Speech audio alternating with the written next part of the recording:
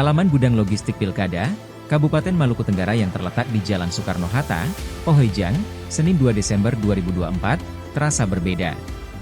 Ada kesan seram. Pasalnya di halaman gudang logistik Malra, yang menggunakan gedung serbaguna larval ngabal terpasang kawat bulat berduri yang dibentang menjulang dari belakang hingga depan.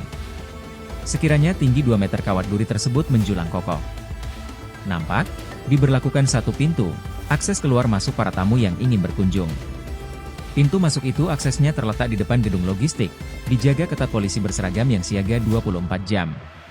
Ketua KPU Malra, Basuki Rahmat Oat saat dihubungi melalui telepon seluler, Senin 2 Desember 2024 mengatakan, hal tersebut semata kepentingan mitigasi. Menurutnya, KPU juga telah menyurati Polres Malra untuk bantuan personel pengamanan pleno rekapitulasi suara.